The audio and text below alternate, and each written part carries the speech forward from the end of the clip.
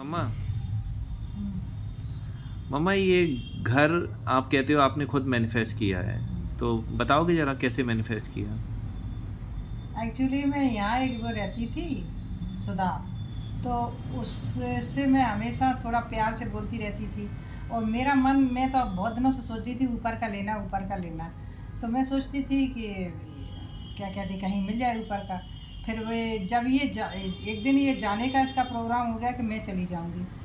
तो जाते समय हमने सोचा क्या तुम बेचोगी? तो बोली कि हाँ बेचेंगे, अभी तो नहीं लेकिन बाद में। लेकिन मैं सोचती थी कि ये घर मुझे मिल जाए तो बहुत अच्छा है, अब ये तो चली ही गई। हमेशा एक ही बात ये सोचती रहती थी कि ये घर मुझे मिल जाए, ये घर मुझे मिल जाए, ये मुझे मिल दे दे। वो थोड़ी डिप्रेस सी थी तो ये लगता था पता नहीं ये बात मानेगी कि नहीं मानेगी।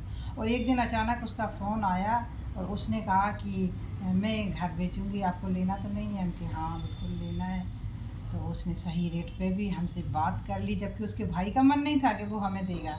और उसने सही रेट पे भी हमें दे दिया। लेकिन मैंने ये मैनिफेस्ट किया है, मैंने जो सोचा वो हुआ वाकई में। मैंने अब इस पे यकीन हो गया कि मैं जो होता है अगर सच्चे मन से किसी चीज़ को सोचो वो होती है। मैंने इस घर के बारे में बहुत सोचा था कि ये मुझे मिल जाए और मिल गया। लेकिन मम्मा आप उसी टाइम पे दुनिया भर में घूम के इधर-उधर कई जगह आपने ऊपर के फ्लैट देखे थे, हाँ। तो आप तो दूसरी जगह भी खरीदने को तैयार थे। अरे बात हो गई थी कई जगह, व्यक्ति फाइनल करने के लिए चले गए थे कई जगह। लेकिन कभी किसी की दुकान बंद मिली तो कभी कोई बिजी था, ऐसे लौट आए। फिर कहीं अब परसों मिलेंगे, तब तक इसका फ़ोन आ गया। लेकिन मेरे मन में एक ही चीज़ चलती रहती थी कि अगर ये सुधा बेचे हो तो मुझे दे दे तो बहुत अच्छा। हालांकि यहाँ इसी बिल्डिंग के कई लोगों ने ये सोचा था कि हम ले लेंगे, डॉक्टर नीचे हैं उन्होंने बात की थी कि हम ले लेंगे, सब ले लेंगे। लेकिन पता नहीं उनको सबको किसी को नहीं दिया इसने और मेरे पीछे पड़ के दिया इसने। वो उसका भाई इतना मेरे से कई बार उल्टा सीधा भी बोला कि आपने पता नहीं सुधा को क्या पढ़ाया कि आपको ही देना चाहती है। हम कि नहीं है भैया, ऐसा मर्जी आपकी, जैसे जिसे जिसे बेचना है उसे बेच दो, हमें क्या करना है। हमारी तो इच्छा है कि हम ले लें बस, और मेरा कोई उद्देश्य नहीं है। लेकिन सुधा कह रही है कि हम आपको ही देंगे। उसका भाई बोला तो हम कि दे दो और क्या है। तो सुधा ने फ़ोन किया कि आपको ही देंगे तो हम कि ठीक है। लेकिन मैंने इसके बारे में सोचा बहुत था कि मुझे मिल जाएगी। और आपने इसी बिल्डिंग में कुछ दूसरे फ्लैट भी देखे थे। हाँ, वो दूसरे फ्लैट के देखे थे लेकिन उनके बारे में इतना ज़्यादा सोचा नहीं था। या यानी आप ये कहना चाहते हो कि जिसके बारे में सबसे ज़्यादा सोचा वही ज़्यादा हो। हाँ, ये इसके जस्ट नीचे है ना मेरा। हुँ, तो मैंने सेम टू सेम ऊपर है ऊपर। हुँ, तो मैंने ये सोचा था कि नीचे ऊपर हमारे एक जैसे हो जाएँगे। कभी भी ज़िंदगी में डुप्लेक्स बनाना चाहा, तो हुँ, इसे हम बना लेंगे।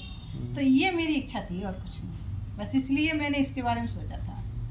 और मम्मा आप कभी-कभी बोलते हो कि आपको गाय का दूध चाहिए था और ये भी आपने मैनिफेस्ट किया है। हाँ, ये गाय के दूध की तो पूछो मत।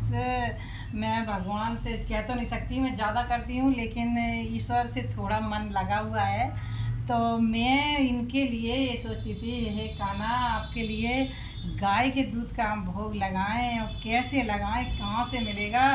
तो मैं मन में पता दिन रात ये सोचती थी कि मैं गाय पालूँ तो कहाँ पालूँ। और मैंने इतना कर्रा सोच लिया था कि मैं गाय अपने होम टाउन में पालूंगी तो मरने के पहले मैं एक बार तो गाय पाल के मैं भगवान का भोग लगाऊंगी अपने गाय के दूध से, दही से भोले बाबा के मैं स्नान कराऊंगी।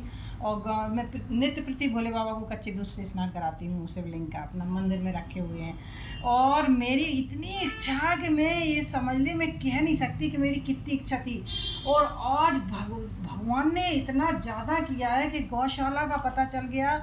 और गौशाला में ये रोज़ पापा दूध लेके आते हैं। 2 किलो दूध का मैं 1 किलो घी बनाती हूँ महीने में। और पूरा घी मैं भगवान के हवन में और सुबह शाम दिया जलाने में खर्च करती हूँ, खाती नहीं हूँ।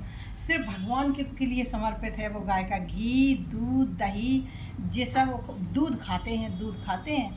लेकिन दूध भी भोले बाबा का कच्चे दूध से मेरे मतलब मैंने जो इच्छा की थी वो उससे ज़्यादा पूरा हुआ है। एक चौपाई है कि जो इच्छा कर हो मन माही, प्रभु प्रसाद कछु दुर्लभ नाही। अगर सच्चे भाव से तुम इच्छा करोगे वो भगवान पूरी जरूर करता है। ये मैंने देखा, मैंने 2 चीज़ें ज़रूर आकर्षित की हैं, जो सोचा वो हुआ। अच्छा मम्मी एक आखिरी सवाल कि आपने कहा कि प्रभु के लिए कुछ भी दुर्लभ नहीं है। तो कुछ लोगों के सपने या इच्छा अधूरे रह जाती हैं और कुछ लोगों के पूरे हो जाती हैं, फ़र्क कहाँ रह जाता है?